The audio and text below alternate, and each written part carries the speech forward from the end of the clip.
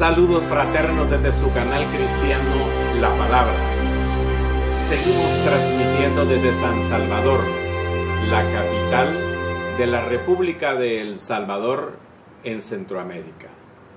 Hoy, en la serie Verdades Bíblicas, veremos la continuación y la tercera parte del tema ¿Quién otorga los dones espirituales?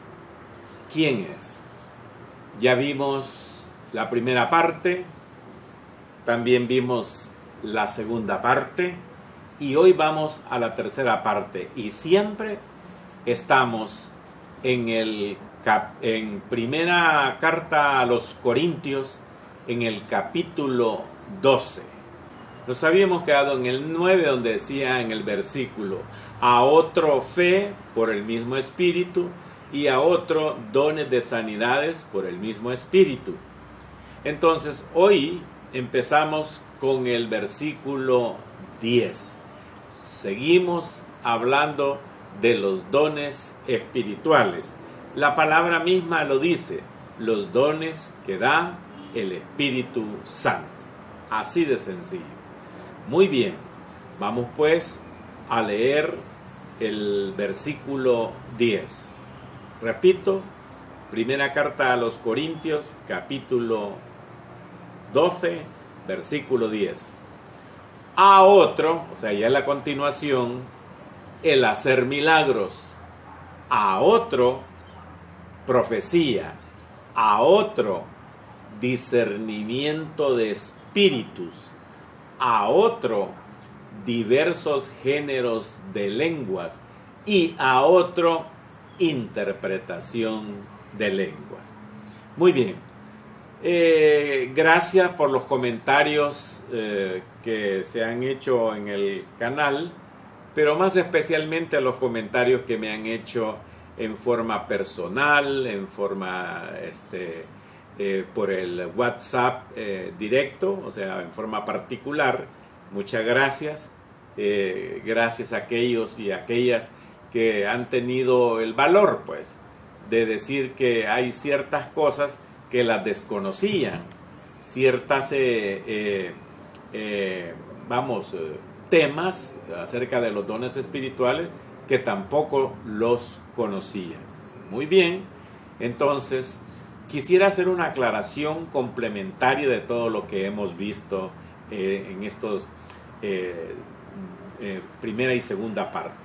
Óigase bien, hermanos. Estamos hablando de los quién otorga los dones espirituales. Y ya lo descubrimos por la misma Biblia, que es el Espíritu Santo. Él otorga los dones. Y es bien importante mencionar que no es la iglesia aquella, ni la congregación aquella, ni el grupo ni el grupo aquel, en donde donde se reúnen las gentes, ahí sí mora el Espíritu Santo, y en ese lugar, solo en ese lugar, o en aquel lugar, o en este lugar, o en el otro, solo en esos lugares se manifiesta el Espíritu Santo. Hay que tener mucho cuidado y saber leer las Escrituras, porque lo que hemos estado leyendo en la parte 1 y en la parte número 2 es que es el Espíritu Santo. Él es el que los otorga, y a quien Él quiere los otorga. No en el lugar aquel ahí se otorgan o ahí se dan, o en el lugar aquel solo ahí se dan y solo ahí se otorgan. No es cierto. La Biblia no lo dice así. El Espíritu Santo lo da a quien Él quiere. ¿Cuándo? ¿Dónde? No se sabe. Pero si en su congregación no se habla en lenguas, eso no quiere decir que el Espíritu Santo no está actuando en la iglesia. Y en su congregación no hay alguien que dice, pues, que hable profecía, y de eso vamos a hablar hoy. ¿Qué significa profecía en el Nuevo Testamento? Entonces, si no se dice profecía ahí, pues tampoco no son la gente que no llegan ahí, pues no son del Espíritu Santo. Por favor, no es así. La Escritura está bien clarita y nos dice quién es el que otorga los dones espirituales. Entonces, pues, dice en el versículo 10, a otro el hacer milagros. Bien, ¿y qué significa el hacer milagros? Bien, fíjese, hermanos míos, todos, que siempre que leamos las Escrituras y toquemos temas como este, debemos de tener las Escrituras a mano e ir despacio. Y si usted la lee, es que el apóstol Pablo les está escribiendo a la iglesia de Corinto, porque en la iglesia de Corinto se habían manifestado casi todos estos dones, todos estos dones del Espíritu Santo, porque les dice él, no quiero que ignoréis, pero los dones que se habían manifestado en ese momento, algunos habían sido mal utilizados, o sea, se habían envanecido unos, otros se creía mayor que otro, y otros creían eso, como los que les acabo de decir. En aquella congregación ellos dicen, es que solo nosotros tenemos los dones, aquellos no. Y en la otra denominación dicen, no, nosotros los tenemos todos, pero aquellos no. Y siempre dicen, aquellos no, y ellos sí todos, y no es cierto. Yo, de mis años que tengo de vida y de estar en el ministerio, no conozco ninguna iglesia cristiana evangélica en el que se manifiesten todos estos dones que la iglesia de Corinto otorga. Bien, entonces mencionaba a mis hermanos de que no conozco ninguna iglesia cristiana evangélica, pues, que se manifiesten todos estos dones. No conozco, no sé. Si alguno de ustedes que me está viendo, nos están viendo en este momento, conoce alguna, le ruego por favor, hermana o hermano, que me indique. Mire, yo me congrego en la iglesia tal y en nuestra iglesia se dan todos los dones espirituales que aparecen en 1 Corintios capítulo 12 y en Romanos también capítulo 12. Si así fuere, hágamelo saber, porque hasta este momento yo, de pastor, que le digo, tengo algunos años de caminar en esto, nunca la he visto ni he sabido, pero la ignorancia también mía puede ser un factor de desconocerlo. Entonces dice, a otro el hacer milagros. Esos dones de hacer milagros los dio el Espíritu Santo en aquella ocasión en donde la iglesia estaba creciendo, y ya usted puede ver la iglesia de Corinto, donde la iglesia misma ya se manifestaban estos dones, pero algunos no los estaban utilizando bien. ¿Y qué significa hacer milagros? Bien, en la Biblia y en el Nuevo Testamento, estos son dones temporales para hacer señales milagrosas, que era para la realización de actos divinos que son contrarios a la naturaleza, pues cosas sobrenaturales, de tal modo que no hubiera otra explicación para el hecho de hacer los milagros fuera de la intervención directa del poder de Dios. O sea que los milagros que aparecen en esta primera carta a los Corintios, en el capítulo 2 y hoy en el versículo 10, se dieron en aquellas ocasiones, y eso fueron una manifestación del poder divino de Dios. Esto también, lo que sucedió, tuvo el propósito de autenticar a Cristo en esas iglesias que estaban tiernas, pues que el evangelio ya se conocía por esos lados. No como hoy, hermano, hoy el evangelio está metido en todo el mundo y en todos los rincones del mundo. Hoy, si viene Cristo hoy, nadie puede decir yo no sabía nada, nunca oí. Entonces, pero en aquel tiempo, eso fue para que la gente conociera la autenticación de Cristo, y a los predicadores, o sea, los apóstoles del evangelio de aquella época, también ellos se daban a conocer que esos milagros que el Señor Dios Todopoderoso por medio del Espíritu Santo realizaba, era para eso, para que Cristo fuera autenticado. Fíjese bien, vamos a leer al apóstol Juan, que dice, arriba sale, Juan capítulo 2, versículo 11. Este principio de señales hizo Jesús en Caná de Galilea y manifestó su gloria, y sus discípulos creyeron en él. Ahí está, un milagro maravilloso, como les dije, algo fuera de lo natural. ¿Qué fue lo que hizo Jesús ahí? Convirtió el agua en vino. Esa es una cosa que en física, en química, pues no se puede convertir el vino en agua, imposible. Pero Cristo se estaba manifestando en su gloria.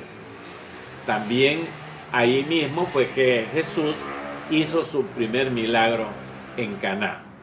Bien, también, y eso no fue para que la fiesta continuara, para que continuaran bebiendo, y aunque no era beber de emborracharse, sino que en estas latitudes el beber vino era parte acompañante de la comida. Y no crea que ese vino de emborracharse, no. Va a creer que Cristo va a hacer vino para que la gente se emborrachara.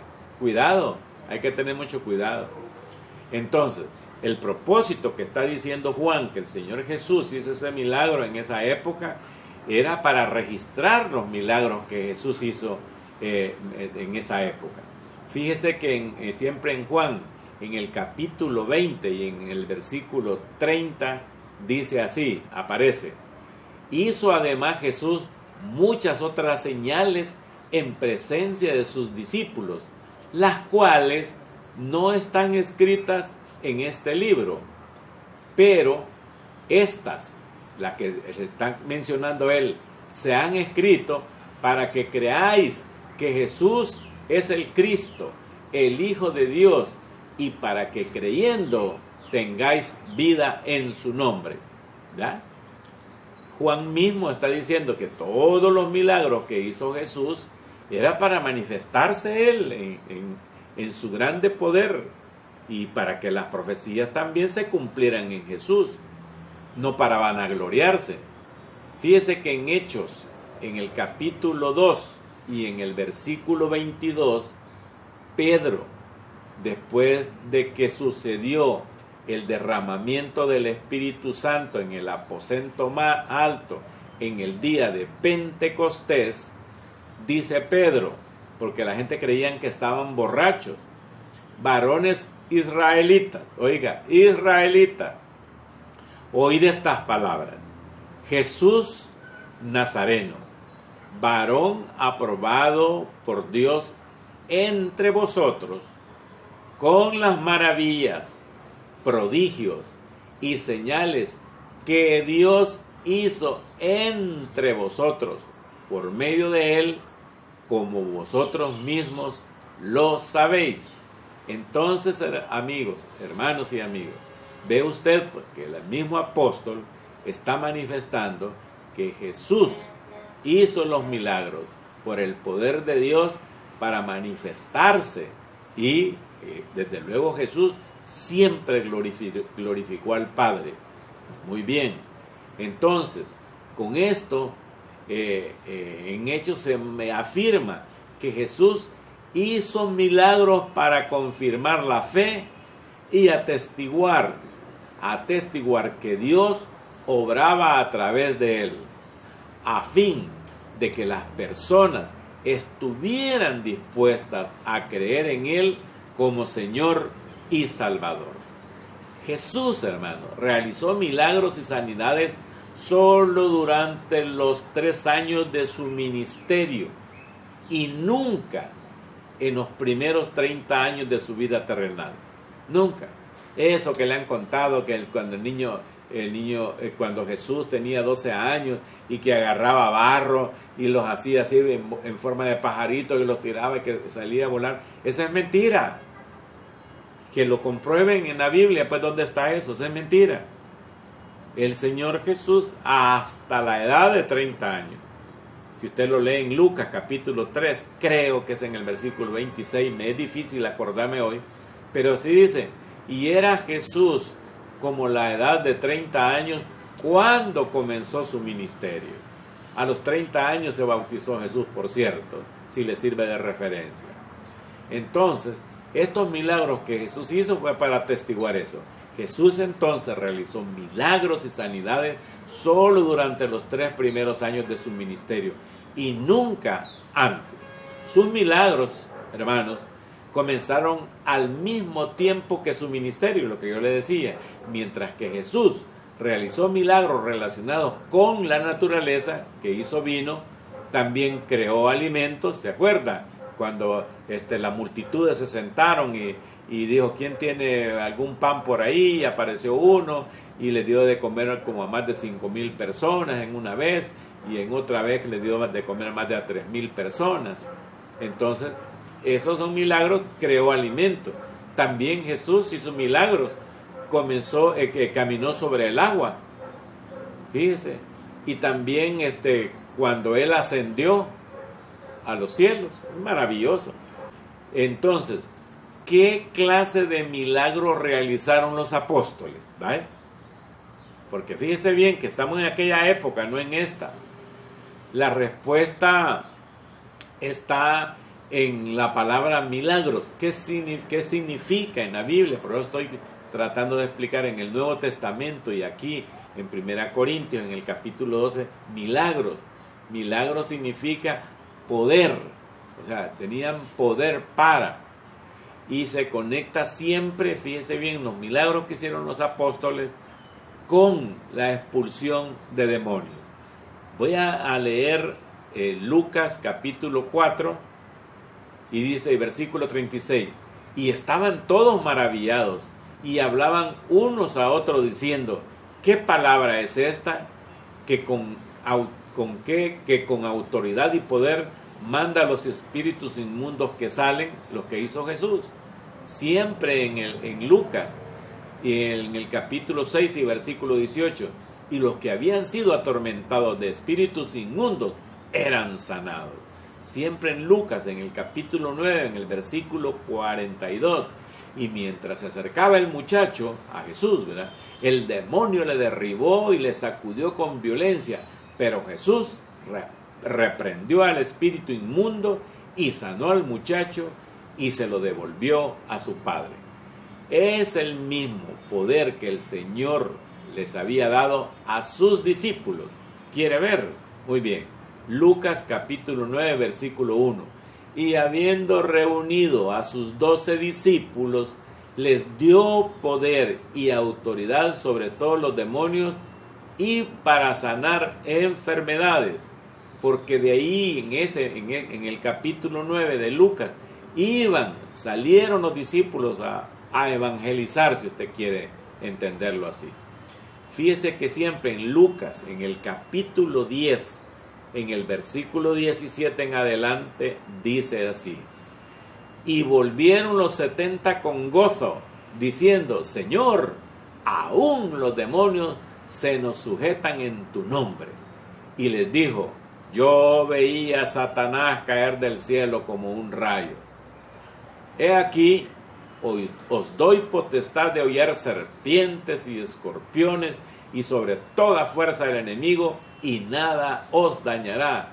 Claro, hermano, eso se los dio a los 70. Ahí mismo lo estamos leyendo.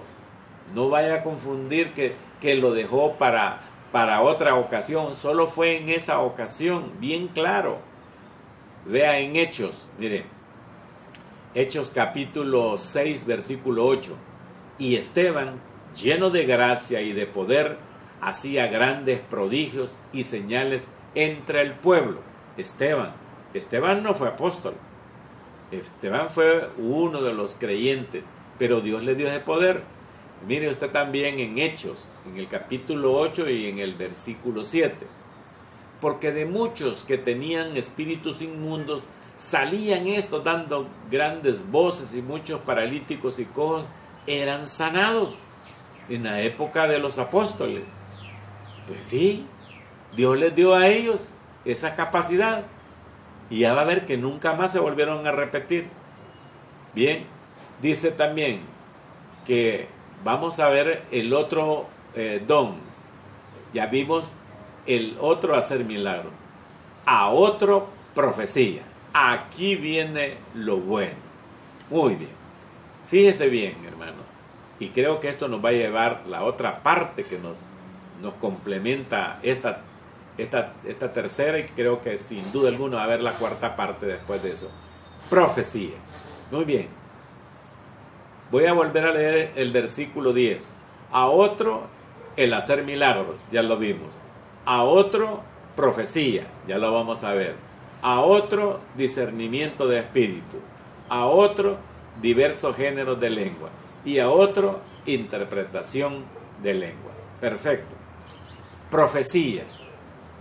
¿Qué significa en el Nuevo Testamento profecía? Cuando Jesús mismo dijo que de los nacidos de mujer no había otro como Juan. Y dice el Señor Jesús que el último de los profetas llegó hasta Juan. Así lo dijo Jesús. El último de los profetas llegó hasta Juan. Bien, ya no había más profecía. ¿Por qué? Porque toda la profecía, o sea, lo que viene, pues, lo que sucederá, ya está escrito. Ya está escrito. Lea Apocalipsis si quiere, pues. Y ahí va a ver todo lo que va a pasar. Lea usted Mateo capítulo 24 y la mitad del capítulo 25. Ese se llama un capítulo tribulacionario. Y ahí va a ver todo lo que va a pasar en la tribulación y la gran tribulación. Ahí está escrito. Y es más, lo dijo Jesús. Palabras de él profetizadas. Esas son profecías. Mire, la profecía que hizo Isaías, de que iban a nacer un niño y su nombre sería así, sería padre fuerte, príncipe de paz, y todo eso, ¿se cumplió o no? La misma profecía de Juan, de Isaías, en donde decía que iba a ser él que sacrificado y que se iba a montar en un burrito y todo eso fue profetizado, se cumplió. Y esa profecía, pero de a que alguien diga que en estos tiempos actuales es profeta, cuidado. ¿Qué profecías nos pueden decir acerca del Apocalipsis, de lo que va a suceder? Bueno, imagínense, ¿qué va a suceder? Yo sí se lo puedo decir si leo Apocalipsis. Usted también lea Apocalipsis y va a ver lo que va a suceder. ¿Quiere saber lo que dijo el Señor Jesús? ¿Qué es lo que va a pasar en la tribulación y en la gran tribulación? Lea Mateo capítulo 24 y la mitad del 25. Es lo que va a pasar, no lo que está pasando, ¿no es cierto? Eso va a pasar. Por lo tanto, nadie se puede nombrar ni profeta, porque los profetas eran escogidos por Dios. Dios les hablaba al profeta y el profeta al pueblo. Dios le decía al profeta: anda, ve y dile a mi pueblo. Lean Isaías, Jeremías, Sofonías, todos los profetas mayores y los profetas menores. Lean cuando los profetas hablan y decían: así ha dicho Jehová, y dice esto, esto y esto. Y casi siempre eran de juicio. Aquí, ¿cómo se atreven a decir? El Señor me ha hablado y me ha dicho que que tu esposo, tu marido ya va a venir, que te dejó por otra, o yo te profetizo que el carro que estás pidiendo ya te lo va a dar Dios. ¿Qué es eso? Si las profecías de Dios no son para andar haciendo adivinanzas, de que sí, que el Señor me ha dicho y todo esto, no es cierto. Yo le puedo decir, mire, ¿quieres saber todo lo que va a suceder? Léase Apocalipsis, ya estuvo. Y yo le puedo decir ya todo lo que va a suceder en aquella gran tribulación, terrible, en los tiempos finales, ¿vale? Y no soy profeta, ni le llego ni a las uñas a los profetas, porque los profetas eran puestos por Dios. Entonces, el significado de profecía aquí en el Nuevo Testamento, hermano, el significado es proclamar o hablar en público, fíjese. Esa es la palabra adecuada para estos tiempos. No es que yo soy profeta y la otra señora se dice que es profetisa. No, señor. No es de andar adivinando cosas. Cuidado, mucho cuidado. Eso pueden ser para los adivinos o los agoreros. Mucho cuidado. Mucho cuidado. La iglesia debe estar presta a eso. Ya Dios todo lo dejó revelado, hermano. Ya no hay profecías de que esto y lo otro, no. Todo está escrito. Y dice también, esta palabra que está hablando aquí Pablo a otros profecías, esto desde que las escrituras, mire, se terminaron de unir, pues se hizo la Biblia, vaya. Se completó la Biblia. Especialmente, mire, solo para que me entienda, allá por el año 300 ya se unió todo, pues vaya. Cuando estaba Cristo ya estaba el Antiguo Testamento, ya estaba completo. Pero después de Cristo pasaron 300 años más o menos, en donde se fueron buscando las cartas de Pablo, las cartas que escribió Mateo, el Evangelio de Mateo, el Evangelio de Juan, las de Pedro y todo eso, hasta que se unió. Entonces, ese complemento de toda esa información, eso quedó ya, y una vez eso, la profecía está escrita, es la palabra escrita, esa es la profecía hoy. Entonces, aún los profetas bíblicos del Antiguo Testamento eran predicadores de la palabra de Dios, que se dedicaron a proclamar la verdad divina, porque los profetas, Sofonías, Jeremías y todos los que Isaías, todo lo que le he dicho yo, todos los que usted conoce en la Biblia, todos esos eran mandados por Dios. Esos no andaban predicando otra cosa. Ellos predicaban a Dios, a Jehová de los ejércitos en aquel tiempo. Los apóstoles del Señor Jesús, a Él, a Dios, a Jesús y al reino de Dios, y dieron a conocer el Espíritu Santo. Ya estuvo. No anduvieron profetizando. Hay que leer bien. Entonces, los profetas bíblicos también se dedicaron a proclamar la verdad, pero por medio de la revelación que Dios les hacía. Por ejemplo, profetas del Antiguo Testamento como Isaías, Jeremías y Ezequiel, proclamaron durante toda su vida la palabra de Dios. Entonces, y ellos, todo lo que ellos predicaron, pues, y hablaron, está escrito en el Antiguo Testamento. En consecuencia de todo lo que hemos hablado, pues, ellos seguramente debieron hablar reiteradamente las verdades eternas que Dios les mandaba hablar, y también esas palabras para repetirlas, y también explicar y recalcar la palabra de Dios, que para nosotros ahora está disponible en las Sagradas Escrituras. Hasta aquí nos quedamos en esta tercera parte, y nos quedamos a la mitad del versículo 10 apenas, pero era necesario explicar completamente qué significa profecía en el Nuevo Testamento. Continuaremos, queridos hermanos y amigos, el próximo miércoles. Ya entonces sería con la cuarta parte. Y como lo dije al principio, que nos iba a llevar más o menos como unos 2 o 3 meses a hablar de las maravillas de quién otorga los dones espirituales. Hoy estuvo en sintonía con el canal cristiano La Palabra.